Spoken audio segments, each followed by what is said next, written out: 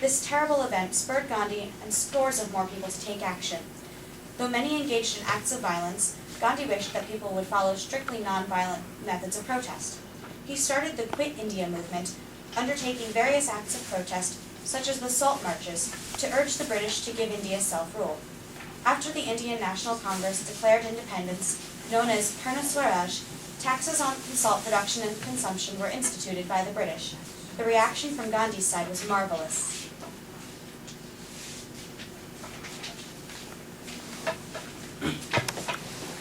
My dear friends and supporters gathered here, the salt tax is absolutely intolerable.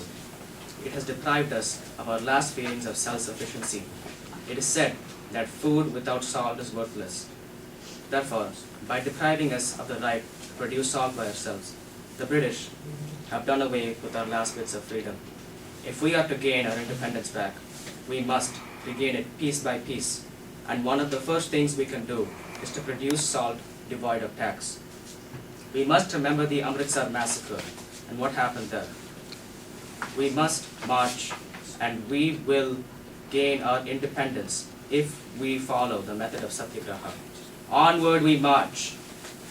They marched for weeks and weeks, starting on March 12, 1930, and ending on April 6th, around the anniversary of the Amritsar massacre.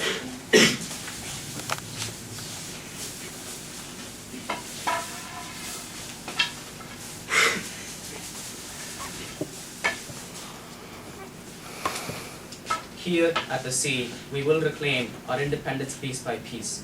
We have shown our devotion to non-cooperation by producing salt devoid of tax. With this hand of salt, I challenge the might of the British Empire. The highly controversial issue of making the salt received much commotion, gaining a large amount of interest from the British side especially. When Gandhi wrote a letter to Lord Irwin explaining his intentions to have another non-violent march on Dharasana saltworks, he was arrested. However, as the march went on, finally continued by Sarojini Naidu in his place, the image of non-retaliation here gained a large amount of public support. As marchers approached the barbed fences around the compound and began pulling them down, they were clatted and beaten over the head. No one raised even a hand to ward off the blows. As one line of marchers went down, some people came to attend to the wounded, and the next line marched forward, and were then beaten by the soldiers as well, as if almost queuing up for their turn, so to speak. This event achieved its goal in that this mass-publicized violence on the British side won over scores of more supporters of the Swaraj movement. The British felt so much pressure against them after that, they were forced to negotiate Gandhi's release more than a year later, and eventually the salt laws were countermanded after talks between Lord Irwin and Gandhi. The acts of Satyagraha became so hard to handle for the British that finally, with all the civil disobedience from India's part and World War II in progress, they were forced to grant India independence on August 15, 1947.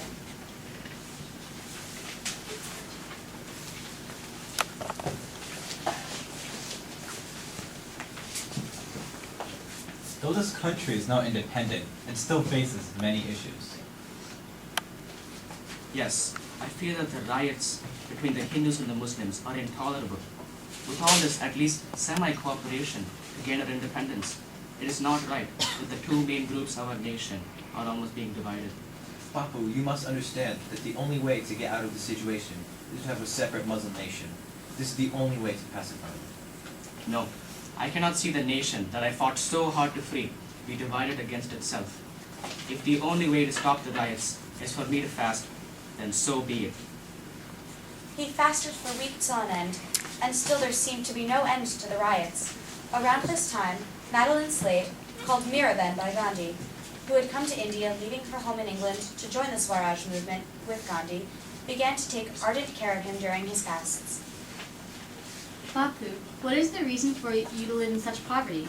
Can you not take proper care of yourself so that you are healthy for helping in the transitions into independence?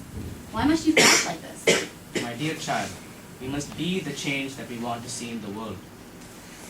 An ounce of practice is worth more than tons of preaching. Only if I live by my example will others follow. Otherwise, it is mere hypocrisy. And if the Hindus and Muslims care enough about India and their nation standing together, then they will stop rioting. Gandhi was getting continuously weaker, but there was no sign of the riots stopping. Then finally, their love for their great leader caused them to agree to a truce. However, Gandhi and everyone else saw that there was still much unrest, and the only way to solve the matter was to, unfortunately, divide the nation. The Muslims would go to Pakistan, which would break off from India as a separate nation. Gandhi and Jinnah mainly oversaw the transition. As Gandhi was traveling to the border where the division would take place, he was shot by a Hindu zealot who felt Gandhi was giving too much importance and leeway to the Muslims, called Nathuram Godse. Though he greatly respected Gandhi, he felt Gandhi was not an able politician and not able to control the Muslims well. Thus, the father of the nation, who had his humble beginnings in being thrown off a train in South Africa, was assassinated on January 30th, 1948, a year after independence.